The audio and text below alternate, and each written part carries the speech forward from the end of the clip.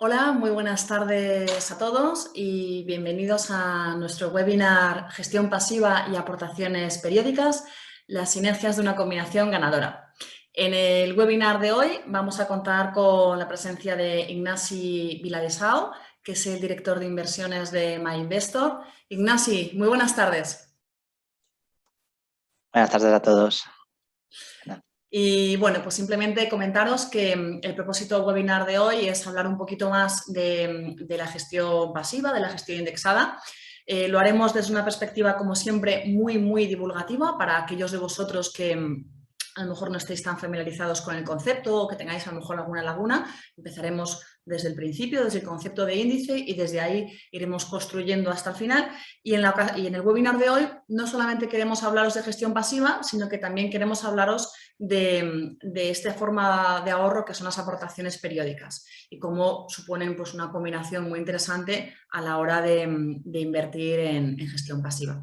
La estructura del webinar va a consistir en una presentación introductoria que haré yo, en la que bueno, pues vamos a desarrollar un poco esos conceptos de gestión pasiva y de aportaciones periódicas y demás. Después de esta presentación haremos unas preguntas a Ignasi Viladesau, que como os comentaba es el director de inversiones de MyInvestor y profundizaremos un poco más en toda esta cuestión. Y luego pues tomaréis la palabra vosotros, podréis hacernos todas las preguntas que queráis, siempre, como sabéis, a través del chat y os iremos dando respuesta. Estas preguntas pueden ser al hilo de la presentación que hemos hecho y del tema que nos ocupa hoy, o incluso pueden ser pues, dudas que tengáis en materia de educación financiera y que queráis aprovechar para que os las aclaremos. Si os surgen a lo largo de la presentación, no hay problema, las podéis ir planteando en el chat y luego pues al término de la presentación y de la breve entrevista que le haremos a Ignasi, pues les iremos dando respuesta. Nos comentan también, nos están preguntando precisamente ahora a través del chat si el webinar de hoy estará grabado. Para los que no podáis asistir o a lo mejor asistáis los primeros minutos, pues luego tengáis que iros, no os preocupéis porque efectivamente tanto este webinar como todos los que hacemos en MyInvestor los grabamos siempre y los ponemos a vuestra disposición en el blog de MyInvestor.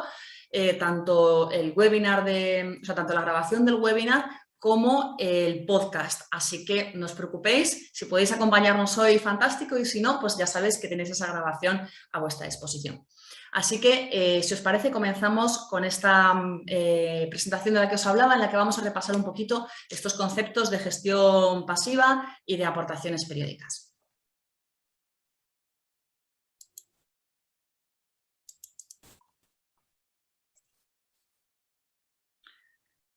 Bien, pues como sabéis, el título de la presentación de hoy es Gestión pasiva y aportaciones periódicas, las sinergias de una combinación ganadora.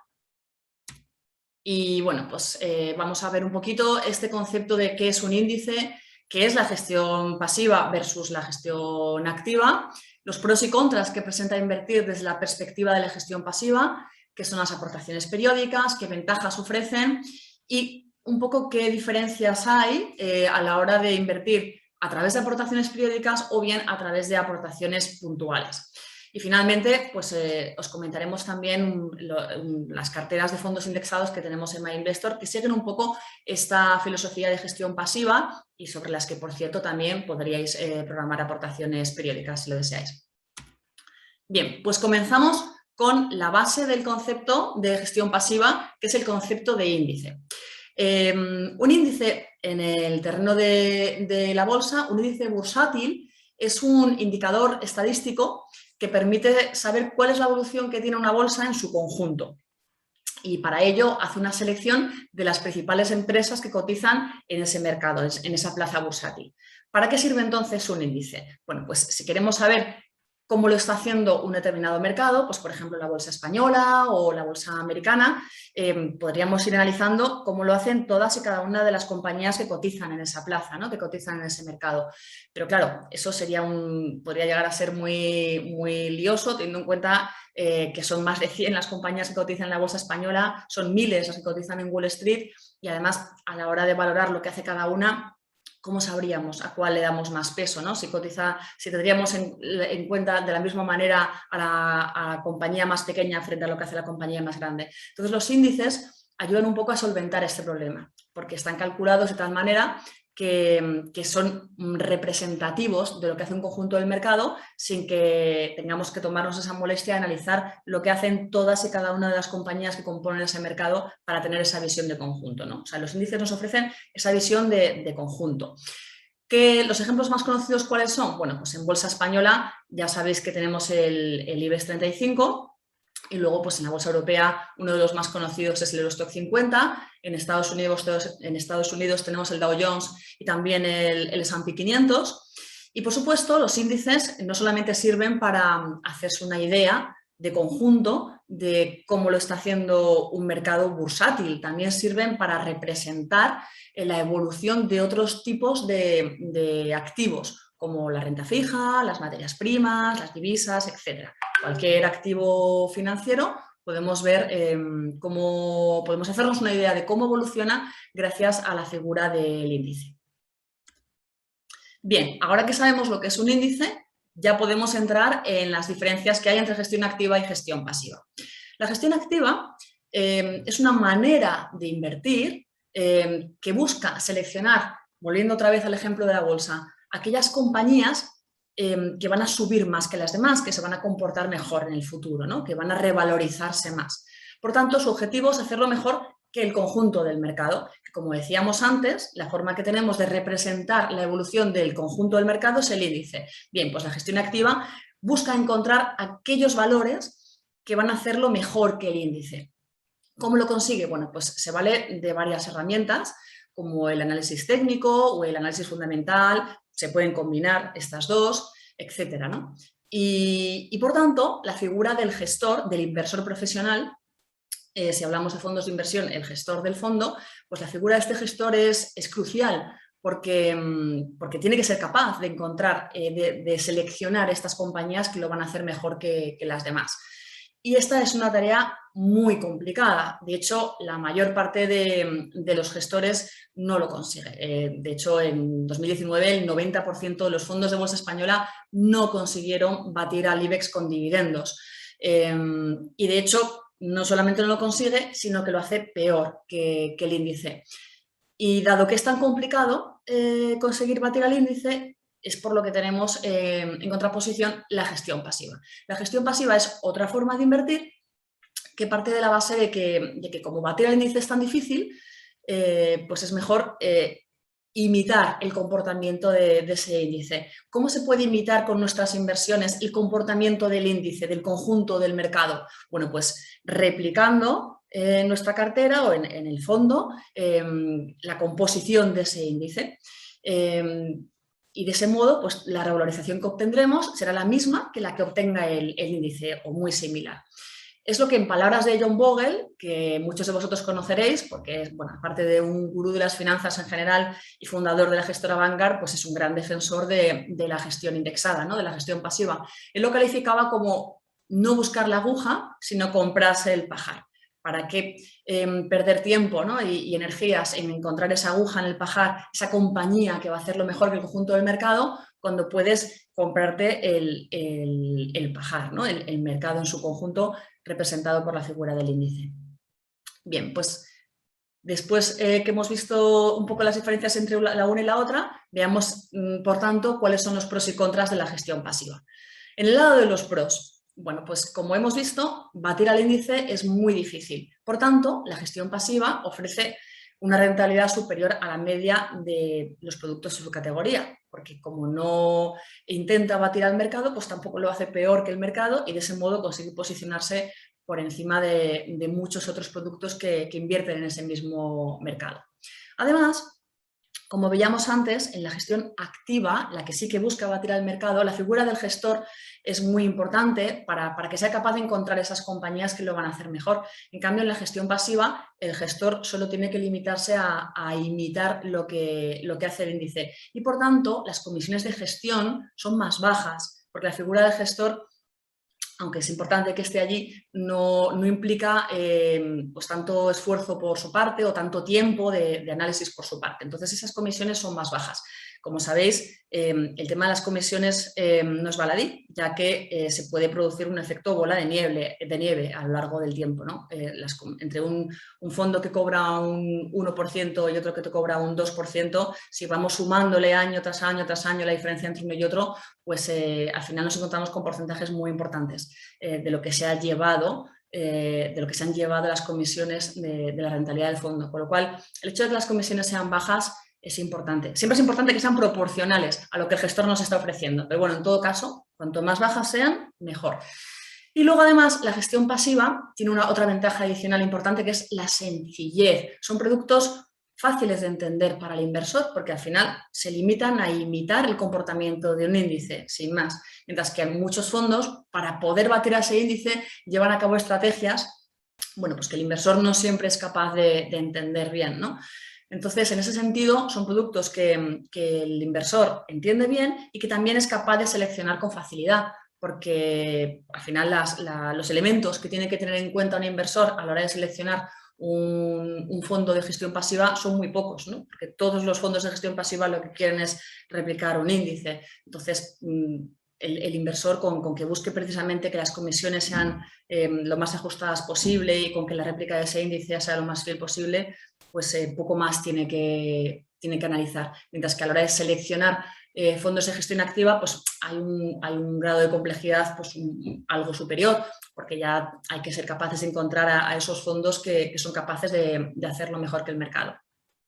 En el lado de los contras, tenemos que este tipo de productos, los fondos indexados, pues claro, tienen menos margen ante las caídas, porque estos fondos están siguiendo para bien y para mal lo que haga el conjunto del mercado representado en la figura de ese índice. Entonces, si se avecina una corrección en el mercado, en el sector al que está siguiendo el índice o alguna compañía o algún bache del mercado, el fondo no tiene absolutamente, el gestor del fondo no tiene absolutamente ningún margen de maniobra para evitarlo. Para bien o para mal, iremos con la corriente y nos beneficiaremos o nos veremos perjudicados por lo que esté pasando en el mercado en el que estamos invirtiendo. Mientras que en un fondo de gestión activa, pues el gestor sí que tiene margen de maniobra dentro de la política de inversión descrita en el folleto para intentar, bueno, pues evitar estos baches o al menos pues, según qué compañías o qué sectores o qué exposiciones que puedan producir más sustos en el corto plazo. Otro de las pegas de la gestión pasiva es la diversificación, y es que cuando invertimos en un fondo indexado estamos exponiéndonos a lo que haga un solo índice, es decir, un solo mercado. La bolsa americana, por ejemplo, o la bolsa mundial, o si es un indexado a un índice de renta fija, pues lo que haga un determinado índice, ¿no? En este caso, pues un activo de deuda. Pero si queremos diversificar correctamente y hacer una cartera que se ajuste a nuestras necesidades, a nuestro perfil de riesgo y que al mismo tiempo esté optimizando esta gestión del riesgo al integrar activos que estén descorrelacionados, para no poner todos los huevos en la misma cesta, entonces es necesario crear una cartera con varios fondos. Si queremos indexados, pues con varios fondos indexados. Y esto ya no es tan sencillo, porque claro, tenemos que ser capaces de integrar dentro de una sola cartera diversos productos, diversos fondos indexados y, como os decía antes, este mix de fondos indexados, de índices a los que vamos a exponernos, pues tienen que ajustarse a nuestro perfil de tolerancia al riesgo, nuestro horizonte temporal, nuestras necesidades, nuestra visión de mercado, etc. Finalmente, otro de los contras de la gestión pasiva es la concentración sectorial.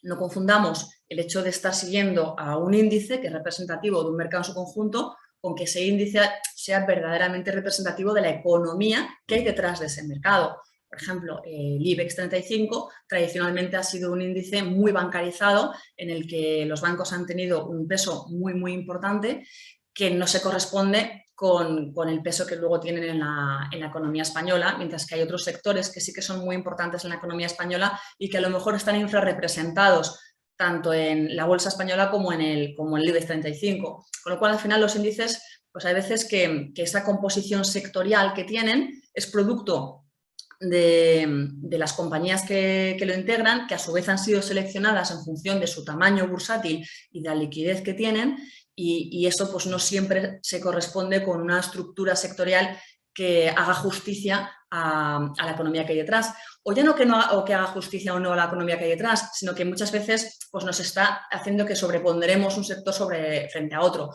Pues el S&P 500, por ejemplo, tiene un peso muy importante el sector tecnológico. O sea, al final, cuando invertimos en un índice, pues ese índice, el que más, el que menos, tiene un sesgo, suelen tener sesgos importantes hacia determinadas compañías o hacia determinados sectores, lo cual nos puede hacer vulnerables a que en ese sector o en esa compañía en un momento dado pues pueda haber una corrección.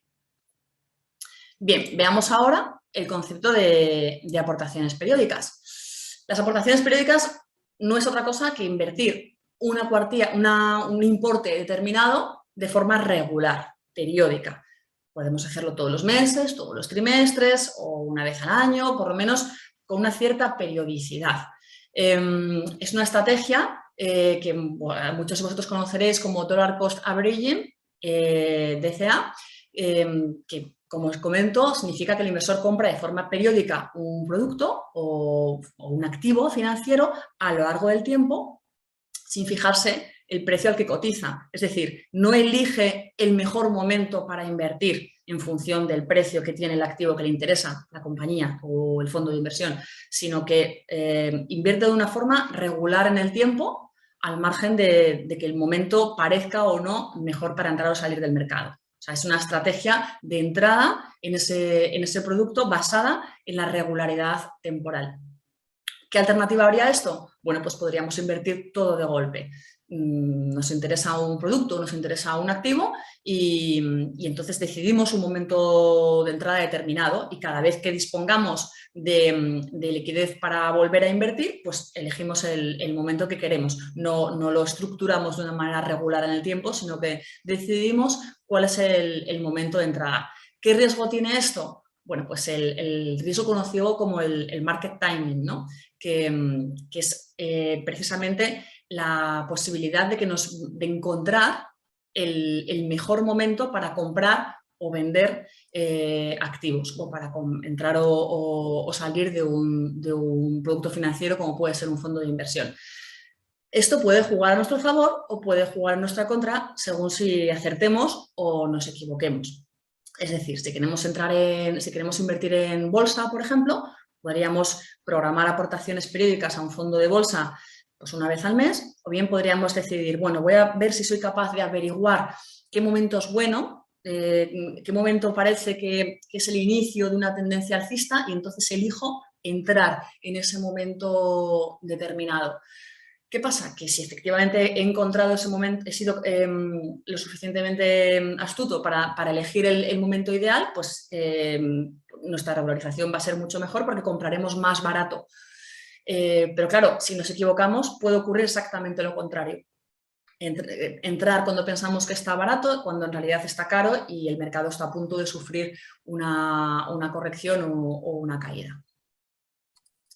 Entonces, ¿cuáles son las ventajas en términos generales de las aportaciones periódicas? Por un lado, nos evitamos este riesgo de market timing, ¿no? Ese riesgo de no ser capaces de acertar con el mejor momento de entrada en el mercado a la hora de invertir y que al no ser capaces de acertar con ese momento, pues equivocarnos y entrar cuando no debemos, ¿no? Pues para diluir este riesgo de market timing, las aportaciones periódicas pues, consiguen reducirlo, ¿no?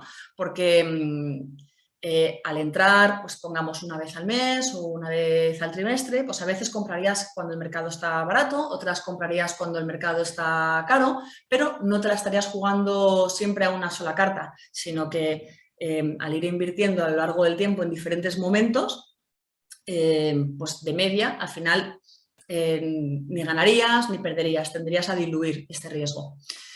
Además, hay un componente importante desde el punto de vista de la psicología del inversor, que es el compromiso. Cuando programas unas aportaciones periódicas, estás comprometiéndote a invertir de forma sistemática, lo cual te ayuda a tener la disciplina necesaria para conseguir un objetivo de ahorro determinado. Y esto no quiere decir que te ates de forma definitiva, porque las aportaciones periódicas no son obligatorias. Tú puedes programar unas aportaciones periódicas, pongamos a una cartera de fondos, por ejemplo, y si en un momento dado pues tienes una necesidad de liquidez perentoria con la que no habías contado y necesitas deshacer estas aportaciones que has programado, pues lo puedes hacer sin ningún problema. Pero a priori, si tienes programadas estas aportaciones a la cartera de indexados o a un fondo en concreto o al producto que sea de tu elección, es mucho más fácil que te comprometas contigo mismo para la consecución de esta meta financiera.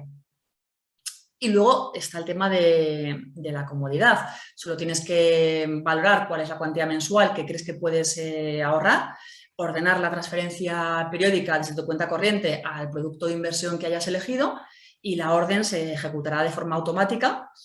Y de este modo no tendrás que estar analizando cuál es el mejor momento de entrada o de salida, ni tendrás que estar, como decíamos antes, ¿no? Desde el punto de vista de psicología inversora, obligándote a ti mismo todos los meses a ahorrar, sino que ya asumirás este compromiso de ahorro y llevarás a cabo esta inversión simplemente programando la aportación periódica desde un principio y a partir de ahí ya podrás olvidarte y encaminarte poco a poco a la consecución de esta meta financiera. Y bien, llegamos a este gráfico, que es en el que se representa de una manera más visual un poco qué es lo que sucede con nuestra cartera de inversión si invertimos a través de aportaciones periódicas o si lo hacemos a través de aportaciones puntuales. Es decir, si invertimos pues, un poco cuando disponemos del dinero o cuando consideramos que es el mejor momento, pero no siguiendo una pauta regular. En las líneas multicolores, que son las que veis arriba del todo y abajo del todo en el gráfico, vemos el rango de rentabilidades de una inversión puntual en el MSCI World, que ya sabéis que es el índice que representa el conjunto de la bolsa a nivel mundial, realizada una vez al año en un día al azar. Entonces, la horquilla de resultados que obtendríamos si invirtiéramos de esa manera es la comprendida entre esas dos líneas, ¿no? Las que veis que son de colores, la más alta y la más baja. En cambio, las líneas violetas, las que están entre medias, que están muy juntas, esas describen el rango de rentabilidades de la misma inversión realizada a través de aportaciones periódicas mensuales. Como veis, la horquilla es muchísimo más estrecha y hay mucha menos volatilidad en los resultados. ¿Qué quiere decir esto? Pues que hacer aportaciones periódicas mensuales permite limitar esta posible dispersión de los resultados obtenidos en nuestras inversiones. Dicho de otro modo, no nos la estaríamos jugando tanto a nuestra pericia o a nuestra buena fortuna a la hora de haber sido capaces de encontrar el mejor momento de entrada o de salida, sino que estaríamos yendo más a lo seguro. Bueno, pues en mi rango de posibilidades es mucho más estrecho y pues a lo mejor me estoy perdiendo grandísimas rentabilidades por no ser brillante año tras año acertando con el mejor momento de entrada, pero también me estoy quitando grandes pérdidas por no tener la mala suerte de haber ido a dar con el peor momento de entrada año tras año, sino que estoy diluyendo ese riesgo y estoy yendo pues eso, ¿no? a esa fiebre que veis entre medias, en las líneas violetas, que es ese rango más estrecho y más con un margen mucho menor de volatilidad.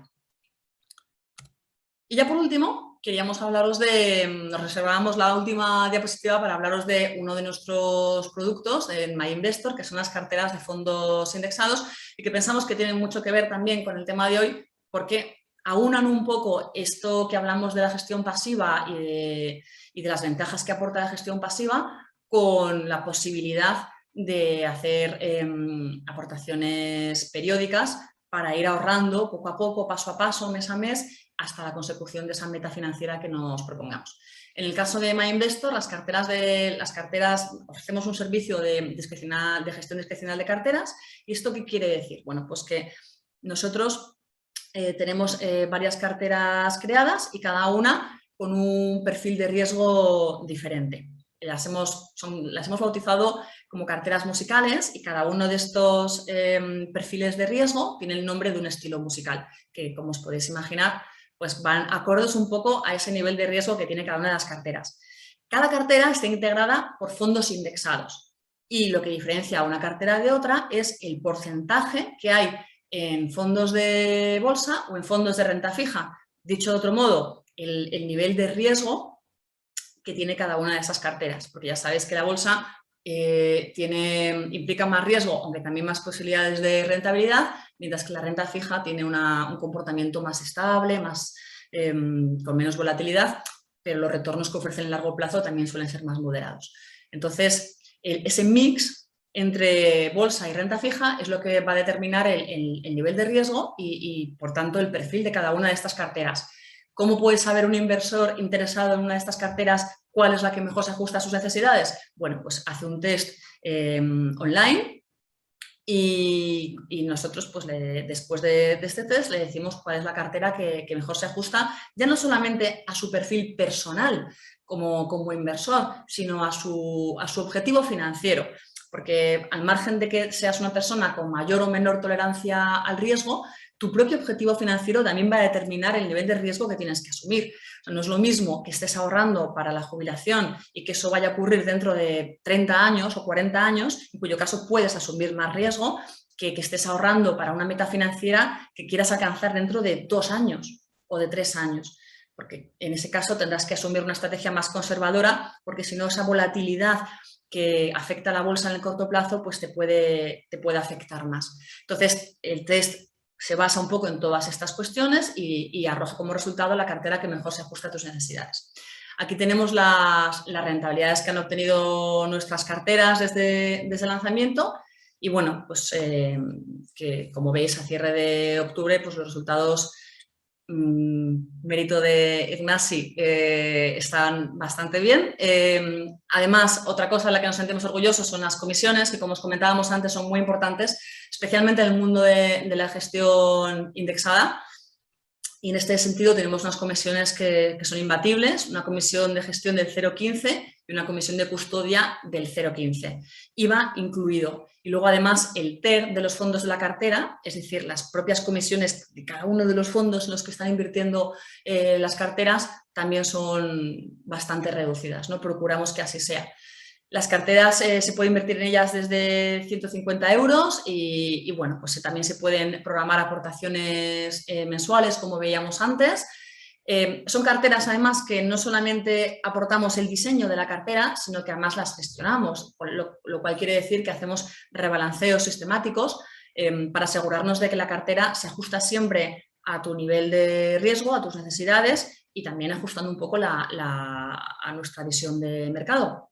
Y finalmente recordaros que el 20% del asset allocation, es decir, de la composición de los activos en los que invierte estas carteras, están seleccionados con criterios de inversión socialmente responsable, de ISR, que como sabéis, bueno, pues son criterios de inversión en los cuales se tienen en cuenta los sectores a los que pertenecen según qué compañías, si son sectores bueno, pues, de la industria armamentística o cuál es el gobierno corporativo de esas compañías o la relación de esas compañías con el medio ambiente, etcétera, ¿no? Todos estos criterios, bueno, pues al menos el 20% de la asset allocation se toma en consideración esta perspectiva de inversión. Y bueno, pues con esto llegamos al fin de la presentación y si os parece pasamos a la siguiente fase del webinar en la que le queremos hacer, bueno, pues algunas preguntas a nuestro experto, a Ignasi Viladesau, sobre estas cuestiones. Ignasi, ¿estás ahí? Aquí estoy. Perfecto.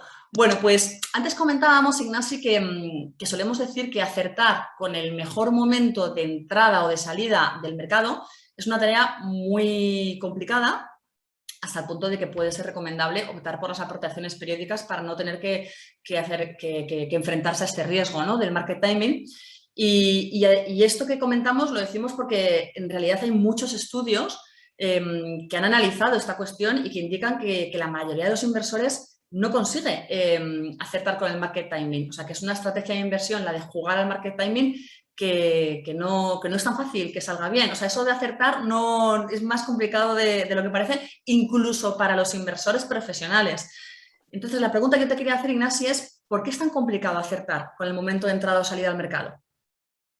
Sí, no tienes razón, que es incluso para los profesionales no se les da tan bien. Pues a ver, el problema es que en un día concreto hay muchos factores que afectan el precio de los activos, ¿no? De la renta variable en concreto es el que la gente se fija más. Pues puede haber datos macroeconómicos, como son datos de inflación, de producción industrial, de ventas al por menor.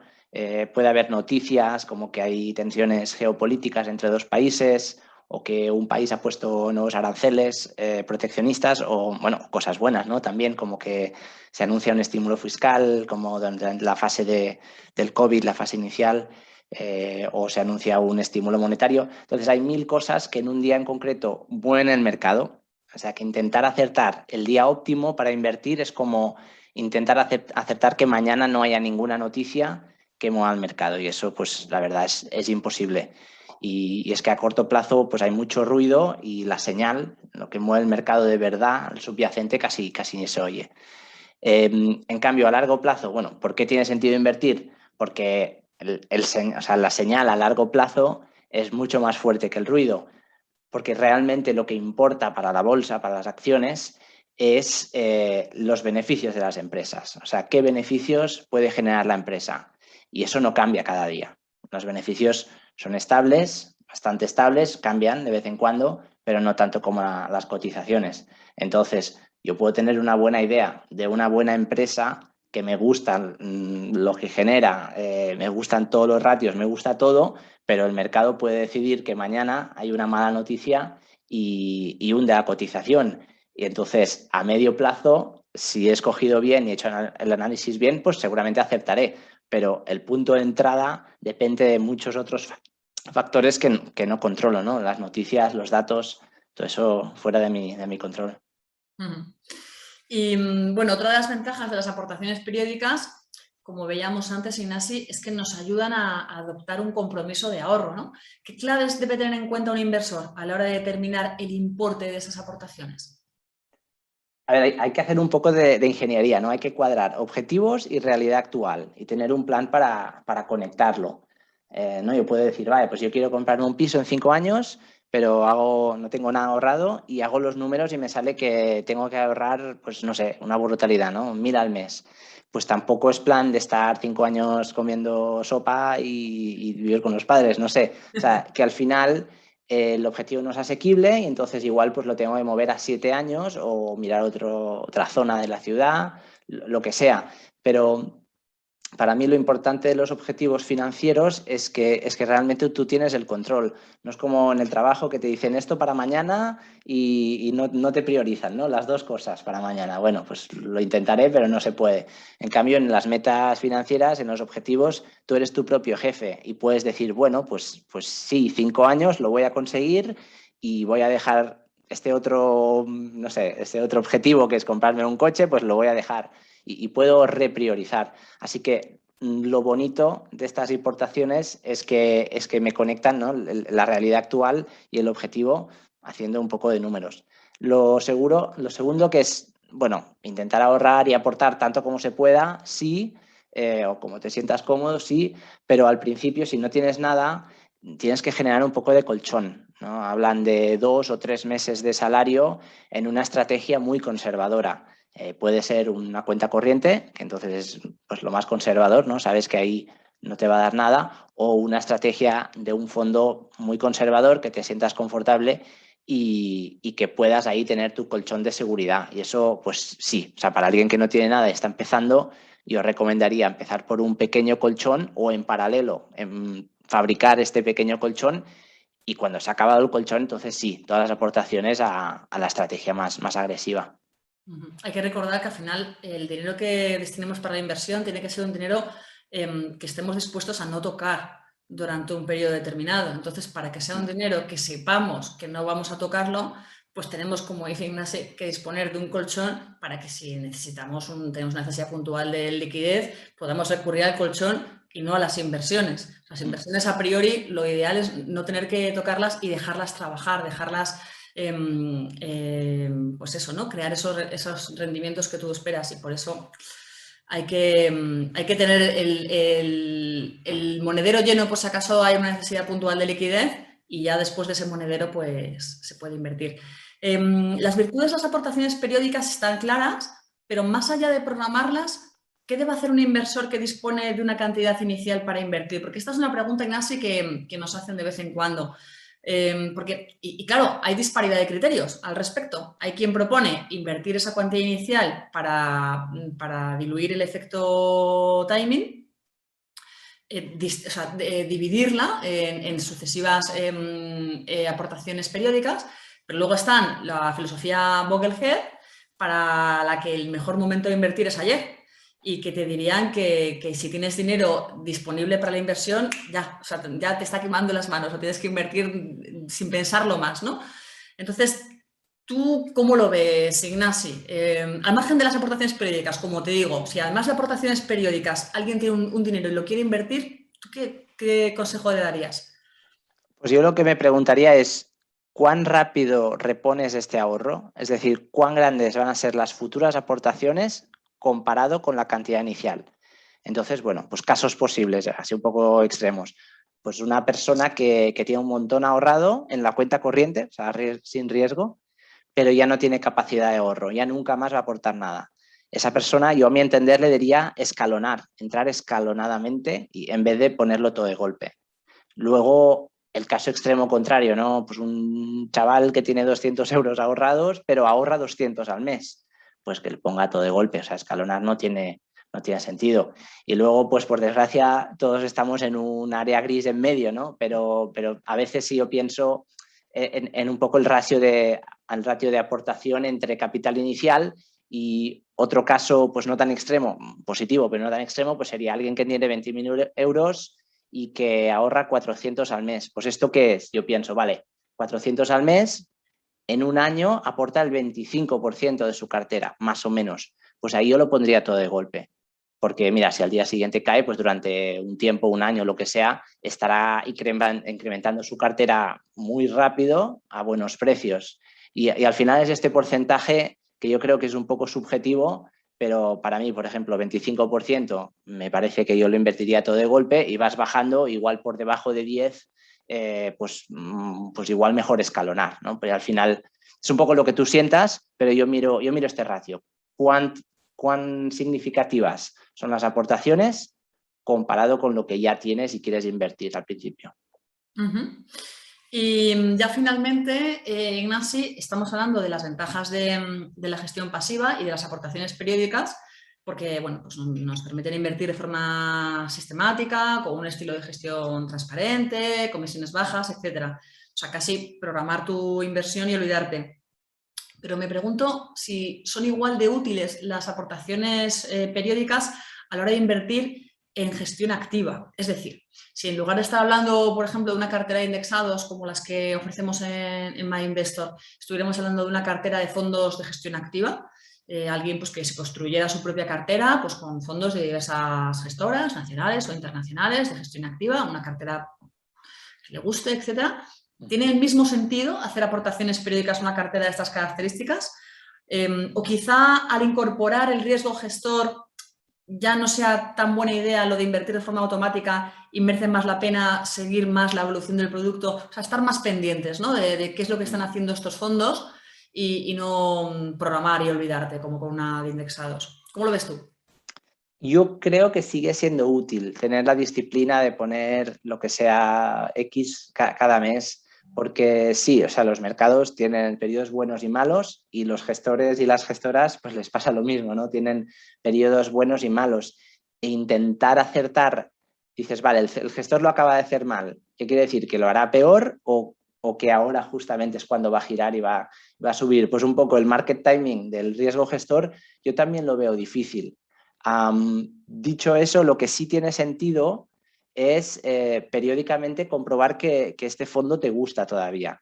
Y bueno, pues puede ser algo muy fácil, ¿no? Mirar las estrellitas de Morningstar, que todavía pues tiene 4, tiene 5, te gusta, pues bueno, seguimos. Pero este sí que es importante que pocas veces pasa, pero de vez en cuando pasa que el fondo pues, ha cambiado de equipo gestor o algo ha pasado que se refleja en los ratings de Morningstar que dicen, bueno, eran buenos, pero ahora no tanto.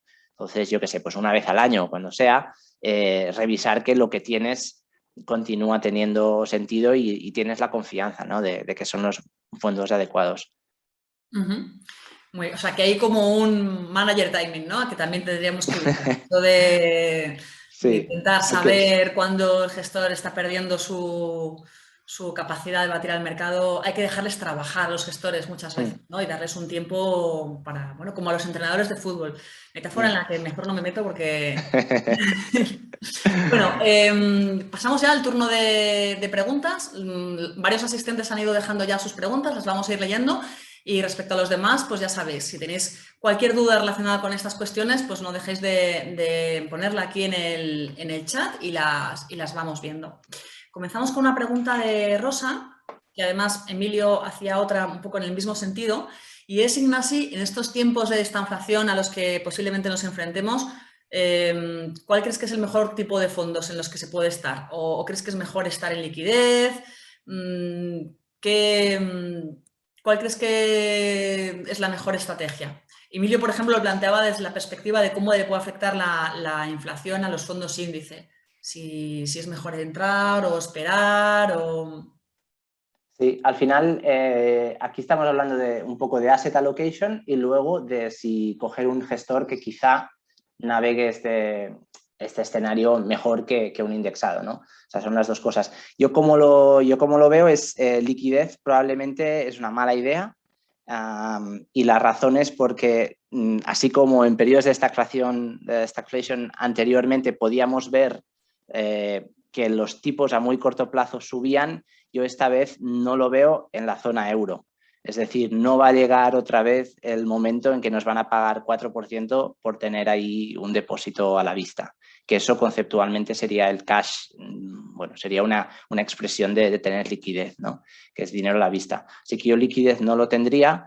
Yo lo que tendría es, si pudiera, ¿no?, tener el análisis perfecto, pues empresas que tengan márgenes buenos, que tengan poder de pasar, bueno, o sea, tengan pricing power, la fuerza de pasar los incrementos al consumidor, porque al final, pues como decía, los beneficios es lo que va a hacer que la empresa suba o baja.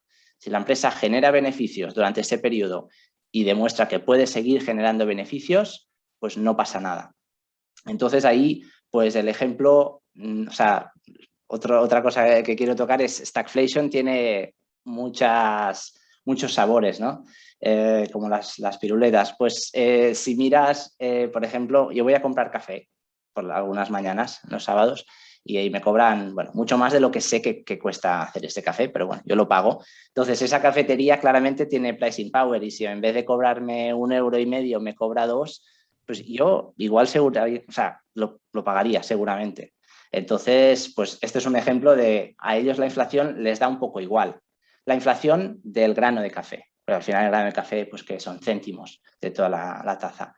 La inflación de la mano de obra probablemente no les dé tanto igual, porque, bueno, la persona, si de golpe le tienen que pagar el doble, pues ahí seguramente van a tener que subir mucho más el café. Así que, bueno, lo primero es qué tipo de inflación, que hay varias, hay algunas que son solo commodities, las que preocupan más en general al Banco Central es la de wages, la de salarios, porque esta tiende a tener mucha más inercia, esa es la más problemática, creo yo. Y entonces, si puedes escoger empresas que tengan pricing power, que tengan márgenes muy amplios, pues ahí vas a estar protegido durante este periodo. Pero bueno, en todo caso, recordarle a los asistentes que si lo que se avecina es un entorno de inflación, dure más o dure menos, no puedes quedarte en liquidez, porque ahí ya has perdido. Ahí Sí, ya es como seguro. has perdido el partido sin necesidad de jugarlo. O sea, está la inflación, si no inviertes tu dinero en un contexto de inflación, estás perdiendo poder adquisitivo. O sea, eso es impepinable, ¿no? Tienes que, si no quieres renunciar a esa pérdida de poder adquisitivo, pues tendrás que invertir y bueno, y ya dentro de que inviertas, pues asumirás más o menos riesgos según diferentes variables, pero pero no puedes no invertir porque el mismo dinero ya te va a dar para comprar menos cosas, eso no tiene vuelta de hoja. Pregunta Jesús que ante una corrección, para alguien que ha apartado un esquema de aportaciones mensuales, ¿a partir de qué momento consideras oportuno añadir un plus a la cartera? ¿Y cómo cuantificar ese plus? Él dice que no quiere. Es una buena pregunta, ¿eh? Y es o sea, un concepto que se ha puesto de moda los últimos 12 años o así, es el concepto de buy the dip, que es esto, ¿no? Cuando baja, comprar. Entonces, ¿dónde pones tú la raya, ¿no? Compro a -1, -2, -3. Entonces, bueno, hay varias estadísticas que son más o menos útiles. Una de ellas es que en promedio desde el año 1950 hay 3 correcciones de 5% o más al año. ¿Qué pasa? Que este año 2021 solo ha habido una. Entonces, es un mal ejemplo, pero eso podría ser un poco para tener un poco un marco, podría ser una manera de pensar, ¿no? Si cae más del 5%, aportar. No digo que sea una estrategia ganadora, pero al menos lo que tienes que pensar es que sea una caída que no sea tan pequeña que tengas que aportar cada 2 días. O sea, una caída de 1%, 2%, cada 2 días estarías aportando extra. Entonces, piensa una caída del 5 o una caída del 10, ahí ya tendrías muchísimas menos. Una caída del 10 es mucho menos frecuente, entonces puedes tener años en que no aportes extra. Entonces, pones un poco la barra donde tú quieras. No es una mala idea, en el sentido de que ha funcionado muy bien los últimos 10 años. No funcionaría tan bien si tenemos una caída multianual, es decir, varios años, año tras año tras año. Eso es muy poco frecuente, que tener una caída multianual. Se puede producir, pero es poco frecuente. En general, y especialmente ahora que tenemos políticas fiscales y monetarias muy activas, si hay un año malo, el siguiente, el regulador y, digamos, los bancos centrales se aseguran de que no sea al menos tan horroroso. Luego, pregunta Miguel que si tienes una cartera muy expuesta a la bolsa americana, al S&P 500, por ejemplo, ¿con qué otros índices o grandes índices deberías intentar descorrelacionar esta cartera? Es decir, ¿con qué otros índices, entiendo que se refiere bursátiles, guardan menos correlación el S&P 500? Sí, pues ahí hay dos. ¿Emergentes Sí. o Japón? Bueno, hay varias maneras de pensarlo. Una es cambiar de región totalmente, que es un poco lo que sugiere, o si no, quedarte dentro de la misma región e intentar eliminar los riesgos que te preocupan. Y bueno, una cosa que está en los periódicos todos los días es, bueno, el peso de las top 5, de las 5 más grandes del S&P es brutal, ¿no? Es más del 20%. Entonces tengo mucho miedo que si algo le ocurre, no sé, a Microsoft, a Apple, un poco idiosincrático, me afecte toda mi cartera sin que yo haya hecho una apuesta deliberada de comprar Apple, ¿no? Entonces, esto se puede, un poco lo que comentábamos Clarisa en otro webinar, de cómo evitar este tipo de burbujas tecnológicas, pues hay índices del S&P que ya son equiponderados, que ponderan todas las empresas iguales. Ahí te quedas con la misma idea, que es renta variable americana, eso es lo que yo quiero, pero intento eliminar las idiosincrasias de cada una de estas empresas. Esa es una manera de hacerlo. La otra, la que sugieres, es totalmente pues, encontrar otra zona geográfica que no tenga nada que ver. Pues entre los que comentabas, el Emergentes y el Asia Pac, ahí yo lo que diría es que el Asia Pac, de hecho, es bastante desarrollado, porque son 4 países, Singapur y Hong Kong, que bueno, es emergente, pero luego está Australia y Nueva Zelanda. O sea que fondo, o sea, esta exposición, el MSCI Asia Pac ex Japan, de hecho, la mitad es desarrollado. O sea que ahí es bastante, la mitad se parece, entre comillas, a Estados Unidos, ¿no? Aunque bueno, no tenga nada que ver la economía australiana, que depende mucho de commodities y tal. Y en cambio el emergentes ahí sí es bastante distinto. O sea, ya tienes las Rusias, los Latinoamérica y tienes bastante China. O sea, que esto es bastante distinto. Esto no es una recomendación de inversión, pero simplemente es un fact, ¿no? De que ahí estás con cosas que son geográficamente bastante distintas. Bueno, simplemente puntualizar que respecto a invertir en el S&P 500, pero de una manera equiponderada, es decir, en todas las compañías que componen el índice, pero sin esa sobreponderación que tiene el índice normal, que le da más peso efectivamente a los valores más grandes, que suelen ser tecnológicas, sino dándole el mismo peso a las 500, pues en MyInvestor tenemos un fondo indexado que además es nuestro, es de la casa, que precisamente está vinculado al S&P 500 de manera equiponderada. Pues si estáis interesados, es otro de los muchos fondos que podéis encontrar en nuestra plataforma. Y luego, al hilo de esto, yo simplemente quiero romper una lanza por la renta fija. Muchos de vosotros, de los que me estáis oyendo, echáis pestes de la renta fija en un entorno de tipos como el actual, pero al final tened en cuenta que si queremos una verdadera descorrelación en las carteras y realmente queremos no poner todos los huevos en la misma cesta, pues esta distribución geográfica, esta diversificación geográfica está bien y obviamente tendremos diversificaremos mejor el riesgo que si lo apostamos todo al S&P 500, pero la verdadera descorrelación la encontramos incluyendo diversos tipos de activos. De hecho, en nuestras carteras musicales un poco también, no solamente por el tema del riesgo, sino también por el tema de este espíritu de descorrelación, pues tenemos fondos indexados de renta fija, tenemos fondos indexados de renta variable y bueno, pues quería hacer esta pequeña defensa de la renta fija, que parece que ya no se puede invertir en renta fija. Y bueno, pues también tiene su papel, ¿no? Ignacio, ¿tú cómo lo ves? No, totalmente. Es decir, una de las maneras, a no ser que seas un convencido, que seas joven y que estés convencido de que no vas a tocar tu dinero en todo el ciclo económico, una de las mejores maneras de diversificar es añadir otros tipos de activos a tu cartera de renta variable. O sea, eso no hay ninguna duda. Y ahí pues la renta fija es muy útil, lo veréis en nuestras carteras musicales, están escogidas, o sea, no es una renta fija así a la tuntún, están escogidas de la manera que creemos que va a mejorar más en momentos de caídas extremas. Es decir, nos preocupa que caiga mucho la renta variable, pues que ese pequeño, digamos, allocation, esta pequeña distribución en renta fija que tenemos, nos ayude lo máximo posible. Es así como están pensadas las carteras, ¿vale? Para que las caídas extremas no se sientan tanto. Otra gran ventaja de tener este pequeño motor de diversificación por clase de activo, no solo por región geográfica, es que en el peor escenario lo que te obliga, digamos, el rebalanceo sistemático es a vender la renta fija y comprar la renta variable en el mejor momento.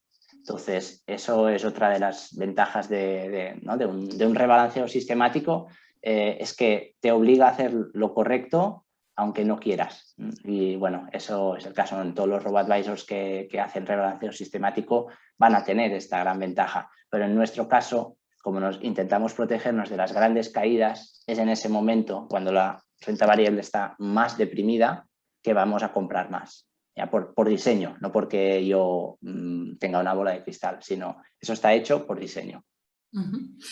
Pregunta Rosa si los fondos indexados de renta fija, si es mejor invertir, ¿cómo lo ves tú? Si es mejor invertir en Europa, que tiene el euro, o sea, en la eurozona en realidad, o mejor en renta fija americana, aunque eso nos obligue a pagar por el cambio de moneda. O sea, ¿hasta qué punto nos tenemos que dejar guiar por el miedo al riesgo divisa a la hora de elegir un mercado u otro? ¿O compensa si uno tiene una visión de mercado claramente mejor para Estados Unidos que para Europa, compensa asumir ese riesgo de divisa o hedgear o cubrirlo con, que también, como sabéis todos, hay fondos que permiten esa cobertura, ¿no? Invierten en mercados extranjeros, en renta fija americana o lo que sea, en dólares, y cubren el riesgo y pagas un poco más de comisión en ese fondo y te está cubriendo el riesgo de divisa. En este sentido, ¿qué le dirías, Ignasi? El dólar o el dólar euro, lo que o sea, en el mundo de la inversión se habla del dólar smile, o sea, la sonrisa del dólar. ¿Por qué? Porque el dólar lo hace muy bien tradicionalmente en momentos de crecimiento muy bestia o de grandes crisis. Y en momentos psipsa lo hace mal. ¿Eso qué quiere decir? Para mí, tener exposición al dólar es algo bueno si lo que quiero es proteger de grandes caídas. Porque en general, no siempre, pero en general se ha comportado así en el pasado. Por desgracia, el pasado no es necesariamente el futuro, eso lo sabemos bien, pero el Dollar Smile lo que habla es de esto, ¿no? Y esto, bueno, se lo inventó Morgan Stanley como concepto y habla de esto, de siempre que haya unos crecimientos espectaculares, como de hecho, curiosamente, ha sido este año, ¿no? Hemos tenido un rebote del COVID muy fuerte, pues el dólar se ha apreciado mucho. En momentos de grandes crisis, lo que dice Morgan Stanley, según su teoría, es que la gente se refugia en el dólar. Entonces, para protegernos de crisis, el dólar está bien. Lo que pasa es que si tenemos crecimientos psipsa por todas partes, típicamente el dólar se deprecia. Esa, para mí, es una primera puntualización. La segunda, si hablamos no solo de moneda, sino de renta fija, siempre tener en cuenta Europa, no solo Alemania. Si fuera Alemania sería todo, bueno, sería todo distinto. Es decir, en Europa, depende del índice, estás comprando hasta un 35% de Italia. Italia es renta fija, pero se comporta, es un poco indomesticable.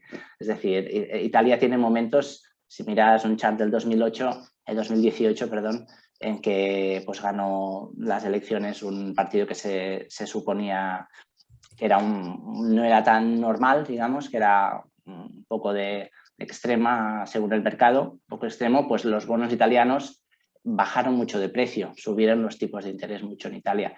Entonces, cuando invertimos en renta fija europea, siempre, si es gobernativo, tengamos en cuenta esto, que no es todo Alemania, no es todo súper seguro. Hay otras cosas que no lo son tanto.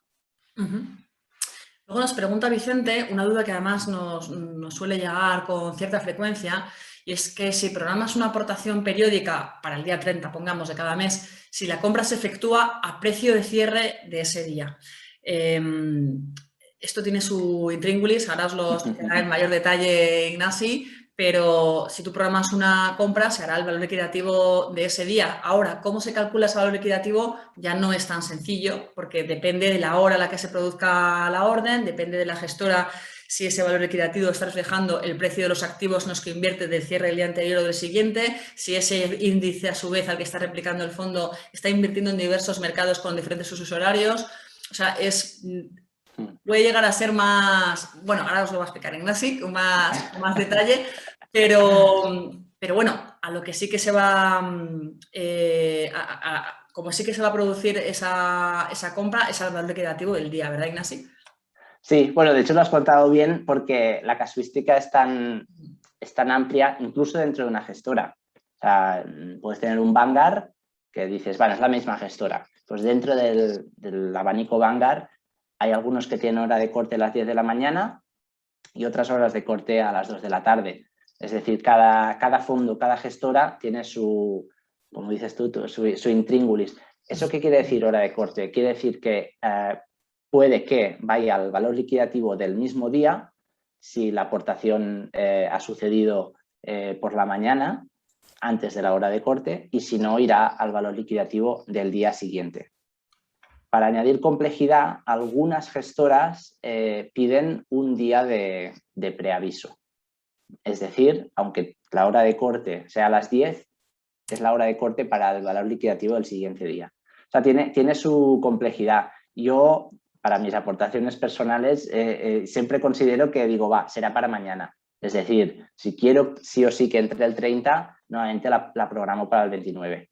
Un poco para estar por si acaso. Y luego lo que sí puedes revisar, si la tienes mensual, pues después de la primera, eso sí, vas a tener ahí todos los datos y ya puedes sacar tus números. Si ves que siempre la pones el 29, sale el 30, pues ya lo sabes. Para ese fondo ya te lo sabes, será así. Bueno, de todos modos, os he puesto en el chat un link a un post del blog en el que explicamos esto con mayor detalle, porque somos conscientes de que es un tema que os interesa mucho, a qué precio real se hace la compra, ¿no? Cuando suscribes participaciones en un fondo, y bueno, ahí os lo explicamos con más detalle. Y bueno, os pongo también en el chat el nombre y el ISIN del fondo del que hablábamos antes, del S&P 500 ponderado, pues por lo mismo. Si alguno de vosotros pues tiene interés, pues para que pueda consultar la ficha del fondo o averiguar un poquito más sobre él si quiere. Nos preguntaban también si las comisiones de nuestro servicio de cartera si son para siempre y bueno, pues os podemos confirmar que a priori son así y que no tenemos la menor intención de tocarlas.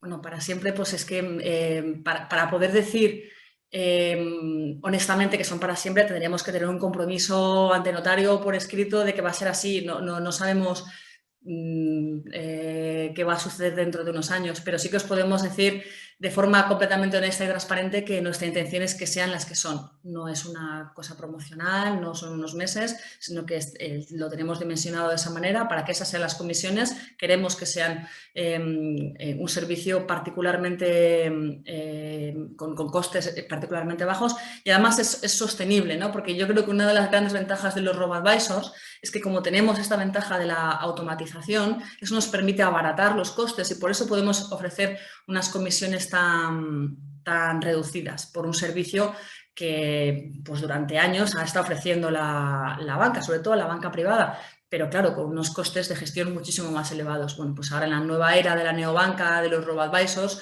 pues este servicio ya se puede ofrecer con comisiones muchísimo más reducidas y es sostenible hacerlo así. Y es nuestra intención hacerlo así y seguir haciéndolo así. Yo ahí solo comentaría una cosa, que también los hechos hablan por sí solos y si habéis seguido un poco nuestras carteras, habéis visto que de vez en cuando cambiamos algún fondo de un fondo a otro que es idéntico, es decir, sigue el mismo índice, pero es más barato. Eso lo hemos hecho yo creo que 3 o 4 veces este año. En concreto, la gran ventaja, somos arquitectura abierta, negociamos con todas las gestoras y negociamos muy bien con Fidelity unos fondos baratos, más baratos que Vanguard y en consecuencia en las carteras musicales veréis que durante este año ha habido algunos cambios de fondos Vanguard a fondos Fidelity que traquean el mismo índice, todo idéntico, excepto que las comisiones son más bajas. Esto no nos lo quedamos nosotros, esto se devuelve en performance, en rentabilidad más positiva, mejor rentabilidad para el inversor de la cartera musical. Luego nos pregunta José Luis sobre las carteras indexadas, ¿cuándo debe uno plantearse rebajar el riesgo? Y explica, ahora tengo 30 años y veo mis inversiones a largo plazo, así que puedo asumir bastante riesgo, pero ¿en qué punto debería plantearme, por ejemplo, pasar de una cartera rock a una cartera indie? Sí, pues ahí, es verdad que a lo largo del tiempo, sí. según te acercas a tu meta financiera, lo que explicábamos antes, ¿no? Habría que ir reduciendo ese nivel de riesgo para no tener que afrontar esa volatilidad de la renta variable y que nos pille con el pie cambiado el momento de alcanzar nuestra meta. Entonces... Sí, a ver, yo ahí tengo mi opinión personal, pero me refiero a los expertos que seguro que han hecho mucho más estudios. Yo estaba en BlackRock antes y teníamos un departamento que se llama LifePath, que es como el camino de tu vida, y se dedicaban a esto todo el día. Y entonces, ellos habían determinado que hasta 5 años antes de la jubilación no valía la pena empezar a reducir el riesgo de modo drástico. ¿Vale? Ellos se basaban en el concepto de ciclo económico y decían, o sea, si navegas todo un ciclo económico, renta variable va a ser mejor. ¿Vale? Esta era un poco la premisa de sus análisis, o luego el resultado de sus análisis. Renta variable, perdón.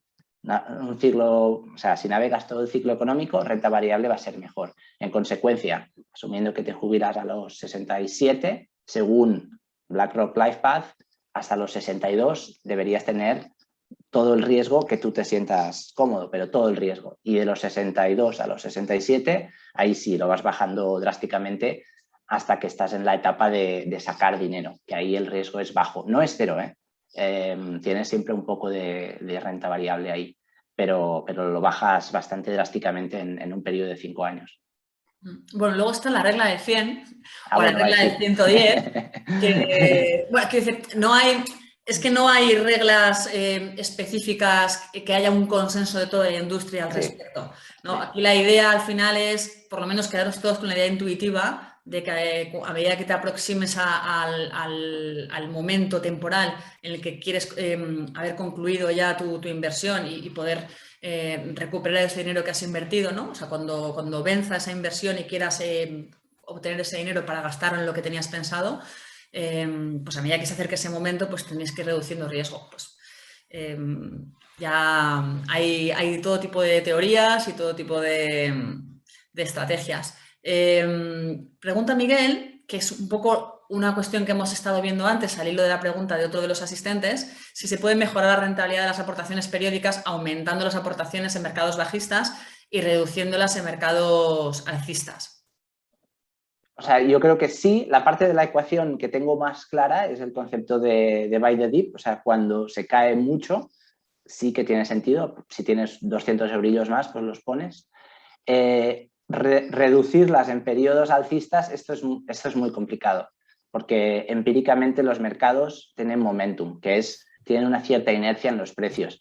Y esto, bueno, es un factor, no es que me lo haya inventado yo, es uno de los factores como el factor tamaño, el factor calidad, el factor value.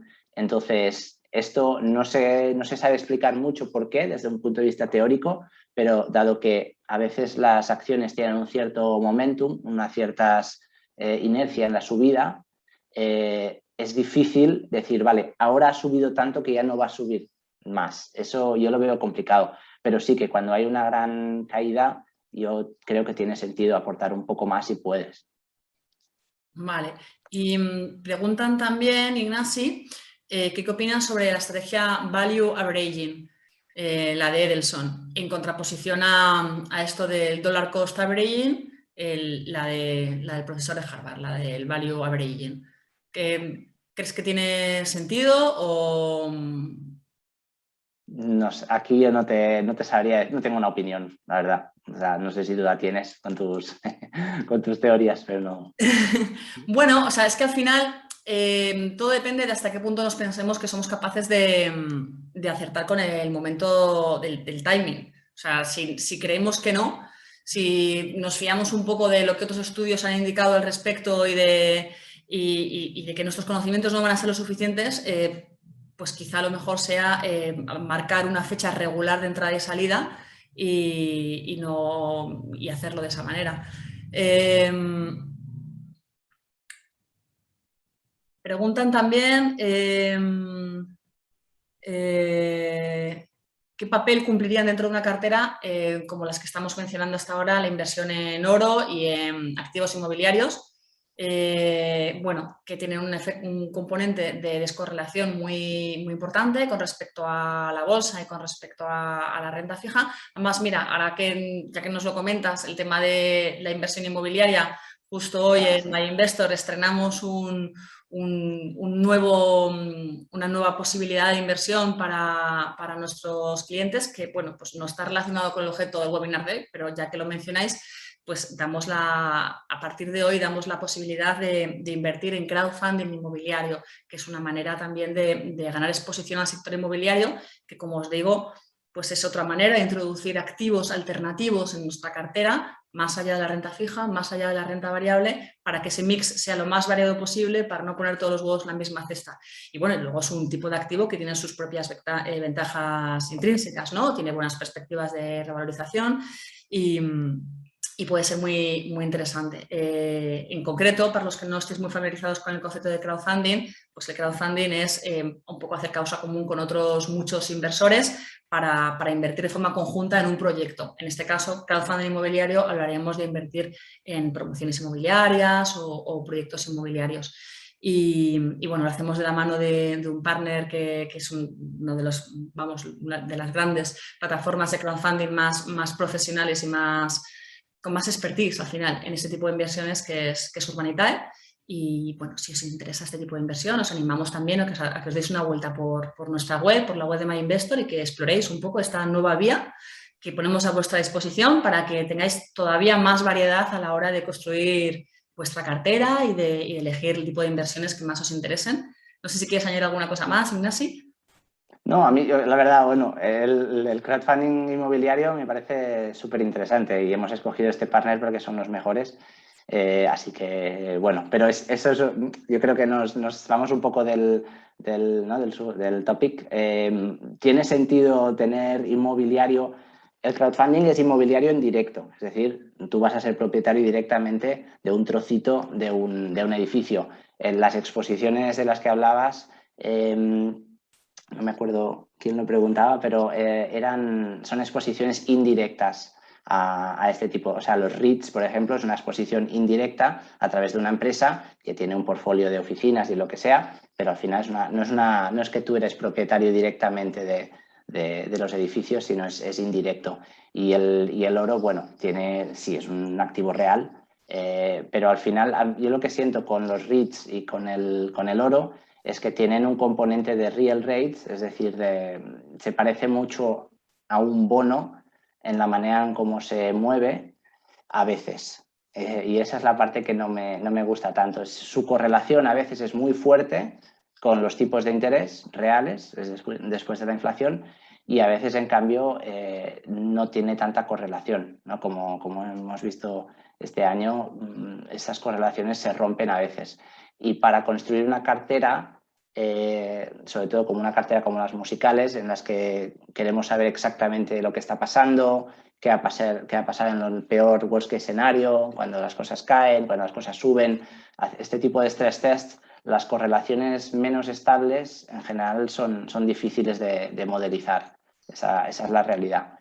Y en consecuencia, esa es la razón por la cual no hay en la cartera. También hay razones un poco más prosaicas, como que los vehículos suelen ser muy caros, los vehículos para acceder a este tipo de activos en indexación pura. Entonces esta es otra cosilla. Pero en general, real estate, si tú tienes un core de cartera musical y tienes otros fondos y tienes real estate inmobiliario, tiene sentido.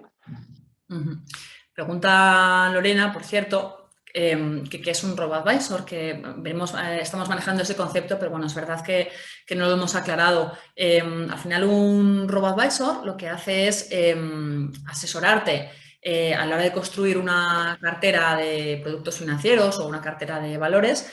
Normalmente, además de asesorarte, te la gestiona esta misma cartera, es decir, te la diseña y la gestiona por ti. Y lo de robo, la parte de robot de la palabra robo-advisor, viene porque todo este proceso, sobre todo a la hora de gestionar la cartera, utiliza como componente la tecnología. O sea, pues hay un comité de inversión, ese comité de inversión tiene una visión de mercado que traduce a un determinado asset allocation y luego pues esta inversión basada en este asset allocation ya se realiza utilizando pues una serie de logaritmos, bueno, pues una tecnología y se mantiene gracias a este componente tecnológico. Entonces, la tecnología, en el caso de un robo-advisor, como decíamos antes, es importante, aparte de por la eficiencia que supone, también por el tema de los costes, porque este trabajo que antes se hacía de forma manual,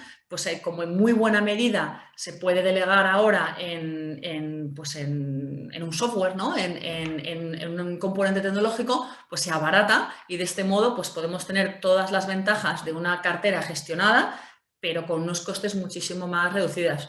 ¿Quiere esto decir que en el momento que inviertes en un robo-advisor estás ya en manos de una máquina o de un programa o de un software que te está gestionando el dinero? Pues no necesariamente, porque hay robo-advisors, como es el caso de MyInvestor, que además de este componente tecnológico le añade un componente humano. Es decir, hay un componente tecnológico a la hora de implementar esta inversión y de gestionarla y de mantenerla, pero también hay un componente humano y un equipo de inversión que chequea, bueno, pues la buena marcha de estas carteras y que además tiene una visión de mercado que, si es necesario, pues le lleva a realizar retoques en este asset allocation, pues para ajustarse a la visión de mercado. Si de repente considera que le va a ir muchísimo mejor a un determinado mercado frente a otro, un área geográfica frente a otra, pues puede un poco también realizar estos ajustes, siempre, insisto, desde una perspectiva más humana que tecnológica.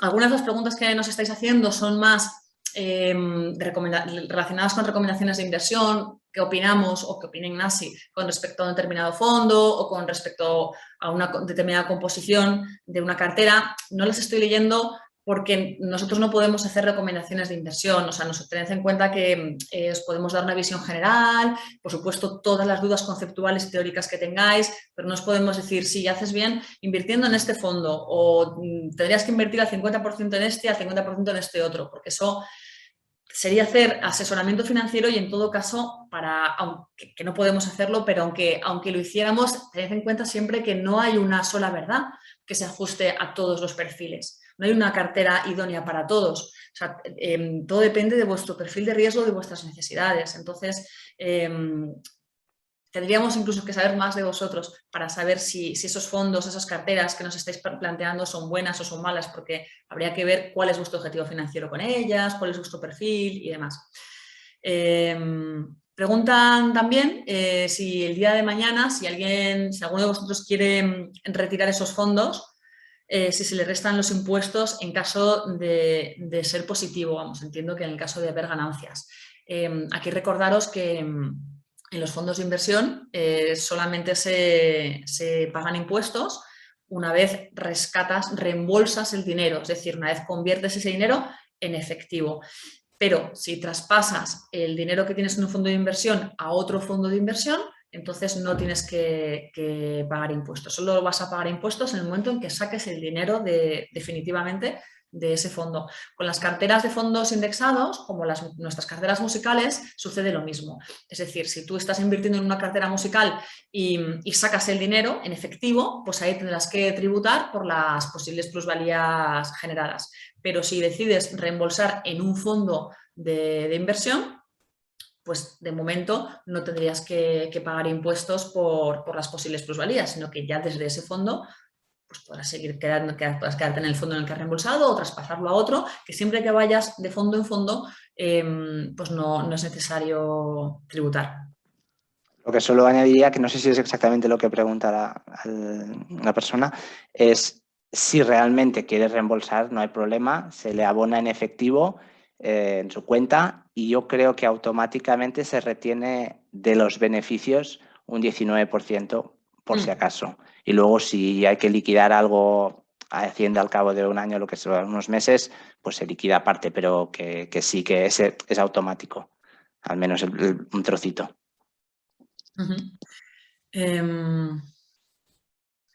Pregunta también Alberto, ante un periodo de tiempo con rentabilidades negativas, por ejemplo, después de 2 años muy malos, si crees que es más recomendable mantener la misma aportación periódica o incrementar un porcentaje extra a esa aportación. Bueno, esto es un tema que hemos visto ya en las preguntas.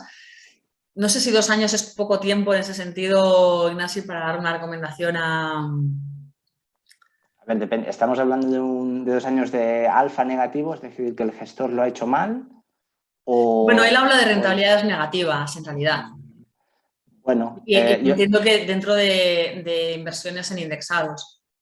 Ya, yo creo que habría que pensar eso, tu distribución de activos es la adecuada, porque, o sea, aunque sea un indexado, tienes indexados que están muy concentrados. Yo me podría comprar un indexado de Brasil solo.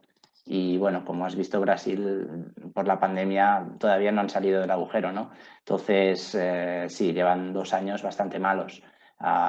Pues sería un ejemplo pese a que es indexado, no estás muy diversificado. Entonces sería un poco repensar esto. Estoy igual muy concentrado en algo y no me he dado cuenta, pues repensarlo. Pero si estás realmente diversificado y crees que es tu estrategia a largo plazo, pues lo que tiene sentido es mantenerte en tu estrategia a largo plazo, si es una cartera bien pensada y bien estructurada. Luego comenta Edu que tiene contratado un robo-advisor en otra entidad y que quiere pasar la cartera de ese robo-advisor a la nuestra, pero sin tener que tributar por el camino, de modo que tiene que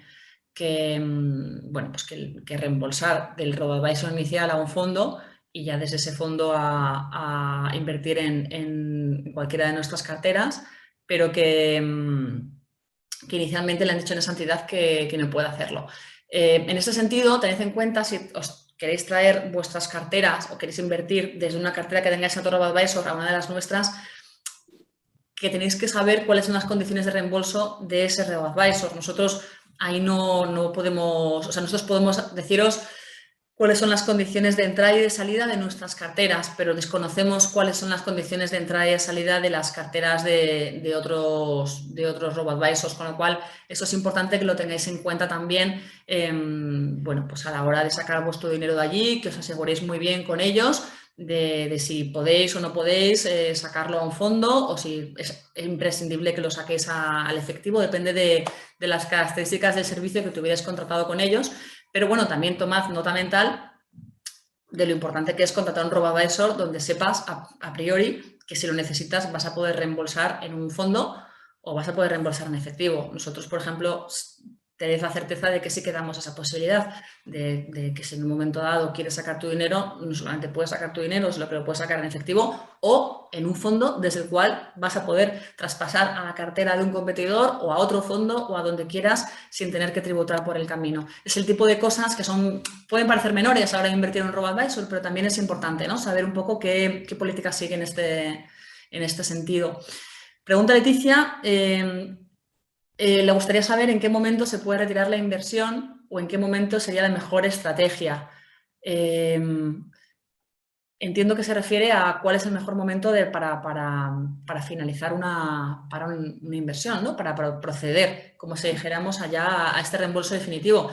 Yo siempre he entendido que al final, si uno tiene un objetivo financiero, pues tiene más o menos un plazo temporal.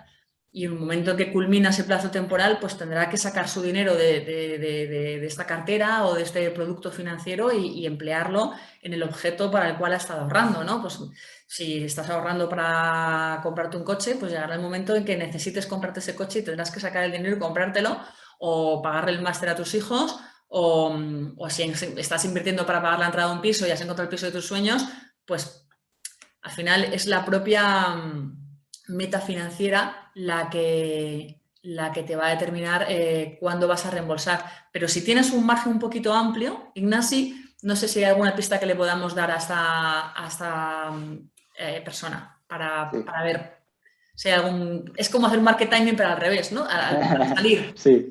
A ver, para mí, yo cuando si alguien cancela una cartera porque me dice que ha llegado a su objetivo, yo estoy súper contento, porque es justamente para eso, ¿no? Que las montamos. Entonces, si alguien me dice, mira, es que tenía un objetivo a 3 años de hacer no sé qué y ha conseguido, pues yo diría, cuando llegues al objetivo, si eran 10.000, 20.000, lo que sea, pues entonces yo ya lo sacaría. Bueno, a no ser que hayas cumplido tu objetivo 2 años antes de plazo, ¿no? Pero si, no sé, tu objetivo era ahora a final de año llegar a X, a 10.000 y ya estás hoy a 10.000, pues mira, lo sacas y lo dejas un mes y medio en efectivo, no pasa nada. El problema del efectivo es si lo dejas de años, pero para tenerlo un mes, 2 meses, 3 meses en efectivo, pues yo no veo gran problema. Así que si llegas a tu cifra, pues ya yo lo sacaría, no veo más problema. Luego, pregunta Moy si podríamos poner un ejemplo de cálculo medio de porcentaje de ganancia media neta anual de nuestras carteras descontando comisiones. Bueno, vamos a ver, el dato que os hemos ofrecido en la presentación eran las rentabilidades acumuladas desde el lanzamiento de nuestras carteras, que las lanzamos hace muy poco tiempo, hace un año, con lo cual pues tampoco tenemos más historial de dato real que ofreceros. Lo que sí que se puede hacer es un backtest, que no sé si dispones de algún dato en este momento, Ignasi, si no, pues lo podemos ofrecer a futuro. Sí, en el blog está y en la propia web nuestra está. Es decir, es un backtest tan simple como coger la distribución que hay ahora y ver qué ha pasado los últimos 12 años, desde el 2008. Claro, ¿vale? no sería un dato neto de comisiones como nos plantea Moy, pero bueno, también sabes... Sí lo es, ¿eh? Sí, porque le saqué... Sí, perfecto, perfecto. Sí, no he sí, dicho es nada, todo lo que mostramos, no, solo por claridad, o sea, todo lo que mostramos está neto, las carteras las lanzamos en junio del año pasado, o sea que ya tienen un año y un poco más de un año, ya empiezan a andar y a balbucear, así que, y todos los datos que mostramos siempre es todo neto y el backtest este es coger los productos de ahora, tirar atrás en el tiempo sin cambiar nada en los últimos 12 años, mostramos eso y le sacamos todas las comisiones. Es decir, estos están, a ver, rentabilidades pasadas no son rentabilidades futuras, pero yo creo que es un buen ejemplo de qué se puede encontrar en distintos escenarios. ¿no? La crisis europea del 2010-2012, la crisis de China 2015. O sea, tienes un poco de todo ahí.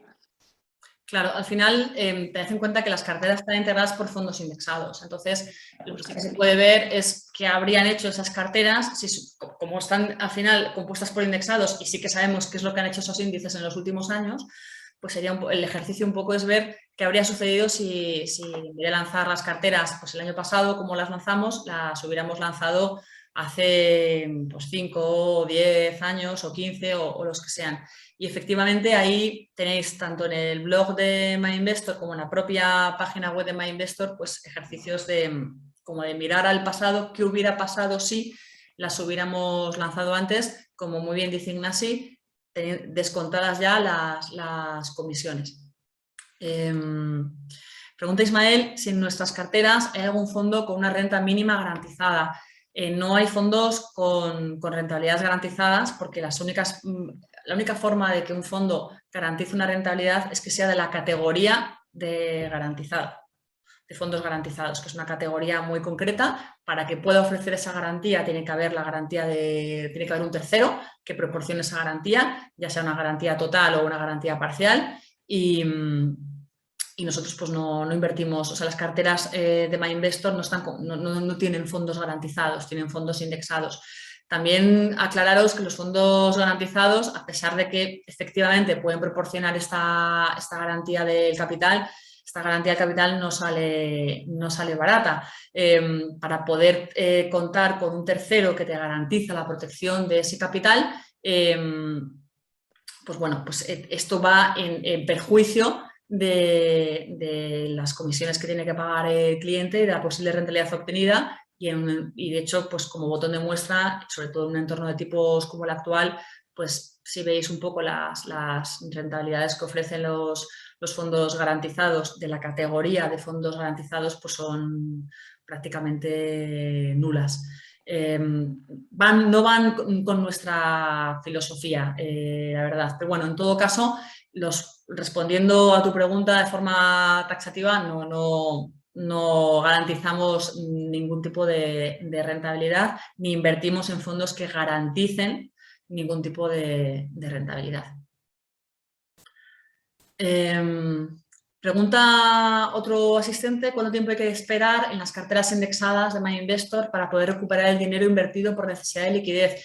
Puedes recuperar tu dinero al día siguiente, si quieres. Ten en cuenta que las carteras están compuestas por fondos de inversión.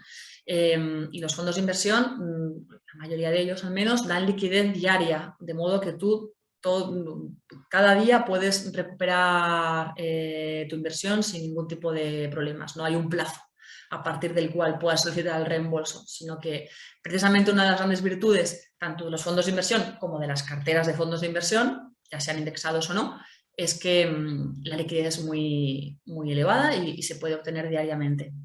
Solo puntualizar, todo eso es cierto, pero que el cliente va a ver un par de días de calaje, porque Vanguard a nosotros nos da el dinero al cabo de los días. Es decir, si hoy damos la orden de venta, Vanguard no te da el dinero hoy, te lo da al cabo de 2 días o 3 días, depende del fondo. Incluso hay alguno que te lo da al cabo de 4, pero que no tenemos ninguno de estos, pero eso es posible. Es decir, las gestoras en sí también tardan. Aunque se venda hoy y la exposición a mercado ya desaparece hoy, el cash llega a la cuenta corriente al cabo de 2 días o 3 días. Luego pregunta José por los fondos que forman parte de la cartera indexada que no son en euros, si tienen la divisa cubierta. Bueno, una cosa puntualizar, que el fondo se compre y vende en euros no necesariamente quiere decir que todo lo que hay dentro es euros. Es decir, puedes tener un fondo del S&P 500 americano que se compre y venda en euros, pero lo único que pasa es que nosotros le damos 100 euros a Fidelity o a Vanguard, ellos lo cambian a dólares y compran Apple, Microsoft y lo que sea. Entonces, eso es una primera puntualización. Aunque veamos divisa euro, si no vemos la palabra hedged o H o algo así, no hay una cobertura de divisa. Entonces, dentro de las carteras musicales Hay algunos que están en euros y todo lo que hay dentro es euros, ¿no? Por ejemplo, la renta fija europea. Eso es renta fija, de hecho, de la eurozona. Eso ahí todo es euros y no hace falta cubrir nada porque ya es en euros. Y luego la renta variable americana, por ejemplo, podemos tener una que no está cubierta o una que sí está cubierta, un poco para manejar el riesgo divisa. En consecuencia, pues hay de todo. Hedged solo hay uno, que es el S&P 500 Hedged para la cartera Metal y Rock. Lo vais a ver, son porcentajes pequeños. Y luego otra pregunta que a veces nos hacen es, hay un fondo que la divisa, o sea, que está denominado en euros, que hay en dólares, que es el Fidelity Asia Pac. Esto al final da igual quién haga el cambio de divisa. Da igual si a Fidelity le das 100 euros y ellos lo cambian a dólares, o si nos das 100 euros, lo cambiamos a dólares y le damos dólares a Fidelity, porque no cobramos comisiones nosotros en el cambio. En consecuencia, al final es lo mismo quien hace el cambio. A todo esto os he puesto en el chat, porque me lo solicitaba uno de los asistentes, el link a la página de MyInvestor donde ofertamos el nuevo servicio de inversión en crowdfunding inmobiliario, y también os hago llegar un par de posts del blog en el que explicábamos el tema del backtest.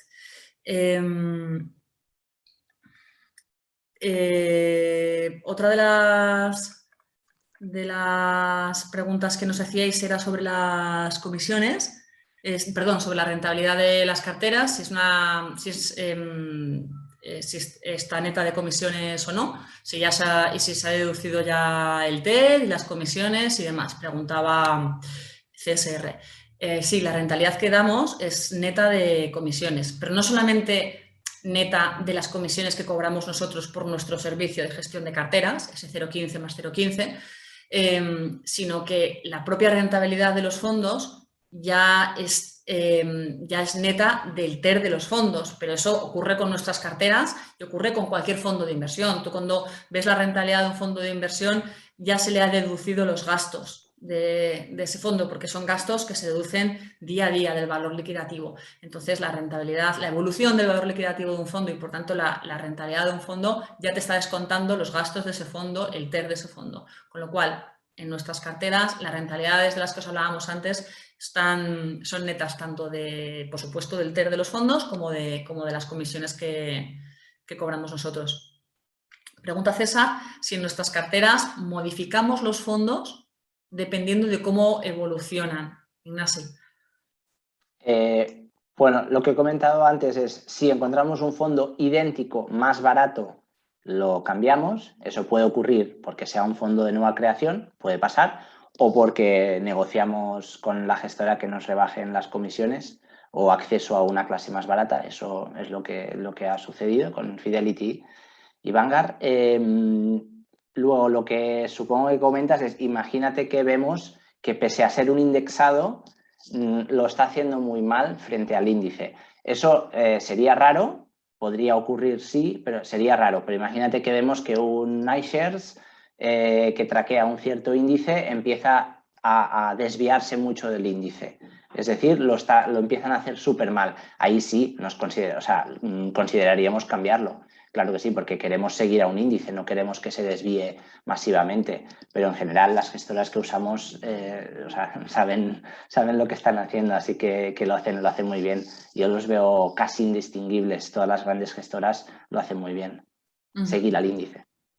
Pregunta Tony si en el caso de tener una cartera Indio Rock que llevara tiempo en pérdidas, si se podría cambiar a una pues con un perfil más conservador como la Pop o la clásica, o viceversa, y si ese cambio lleva gastos o no. No, tú puedes cambiar de un estilo de cartera a otro sin ningún gasto. Ahora, la conveniencia de hacerlo ya tengo mis dudas, porque claro, vamos a lo de siempre, ¿no? O sea, al final, si tú estás invirtiendo a largo plazo, pues tienes que asumir, y inviertes además en una cartera que tiene un alto porcentaje de renta variable, tienes que asumir que a lo mejor en el corto te puedes encontrar con turbulencias, puedes atravesar una mala racha del mercado y a lo mejor pues tu cartera ROC pues no tiene las rentabilidades que a ti te gustaría. Tienes que darle tiempo. Lo que hablaba antes Ignasi de que cuando inviertes en renta variable, pues lo suyo es cubrir un ciclo completo del mercado, ¿no? Pero bueno, si lo deseases, sí, siempre puedes ir de mayor riesgo a menor riesgo. Lo que no es posible es hacerlo al revés. ¿Por qué? Porque al final, cuando inviertes en una de nuestras carteras, tienes que hacer un test de idoneidad para saber cuál es la cartera que mejor encaja con tu perfil. Y si el test ha determinado que para ti la mejor cartera es una cartera muy conservadora, la clásica en este caso, no se te puede adjudicar una de mayor riesgo. O sea, puedes ir de mayor riesgo a menos de forma voluntaria, pero no puedes ir en sentido contrario.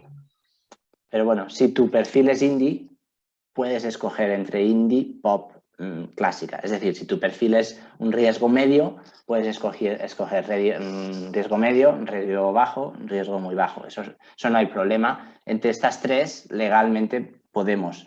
La razón por la que no te podemos dar una meta, aunque quieras, es porque no nos dejan, ¿eh? Nosotros, bueno, o sea, esa es la realidad. El regulador dice, si una persona tiene este perfil de riesgo, no le puedes dar más, aunque lo pida. Esa es la regulación. Y un poco lo que decía Clarisa, lo quiero enlazar con otra pregunta que teníamos de cuando has llegado a tu objetivo, ¿qué haces? Bueno, pues no me parece descabellado. Si has llegado a tu objetivo, yo qué sé, 1 año o 2 años antes de tiempo, pues bajar el riesgo. Eso no me parece descabellado como alternativa a tenerlo 1 año o 2 años parado en tu cuenta corriente. Bueno. Pasamos ya a la última pregunta, si os parece, porque bueno, se nos está yendo un poco de las manos la duración del webinar. Ya sabéis que intentamos que duren más o menos 1 hora, hora y media y bueno, pues hoy nos estamos extendiendo un poquitín, así que pasamos a la última pregunta. De todos modos, aquellos de vosotros que sigáis teniendo dudas y que veáis que no os las hemos aclarado a lo largo de este webinar, ya sabéis bueno, que nos podéis escribir a las redes sociales. Tenemos un consultorio, además, en el blog que se llama Hello My Investor, al que podéis escribir y plantear también todas vuestras dudas en materia de educación financiera y plantear las dudas que os han quedado hoy en el tintero o cualquier otra duda que tengáis en esta materia. Bueno, pues la última pregunta es de Carlos y dice que si hay alguna ventaja a la hora de hacer aportaciones diarias en lugar de mensuales, porque claro, hablamos de aportaciones periódicas, pero no decimos cuál es la periodicidad idónea, ¿no? O la más óptima. Y si son aportaciones mensuales, pregunta si es mejor hacerlas en un día determinado del mes o da igual el día que elijas, lo cual pues también tiene su punto, porque es verdad que los mercados hay veces que tienen sus momentos, ¿no? Hay meses del año en los que hay más volatilidad que en otros y eso es así. Incluso recuerdo que hacía años había un hedge fund que le iba muy bien y su método de inversión era comprar cuando hacía sol, porque la psicología del inversor era más positiva y entonces los mercados subían y vendían los días de lluvia. O sea que al final parece que no, pero hay días que pueden ser mejores que otros. Claro, la dificultad está en saber cuáles, ¿no? Pero tú, ¿qué le dirías a Carlos, Ignasi? Sí, pues a ver, la ventaja de la aportación periódica versus aportación única grande es este escalonado. Entonces, esas bandas de variabilidad se van reduciendo cada vez más. Si al final haces una aportación diaria, ¿se va a reducir todavía más? Sí, pero hay un poco de diminishing returns, ¿no? O sea, ¿cuánto esfuerzo le metes al sistema para llegar a un punto?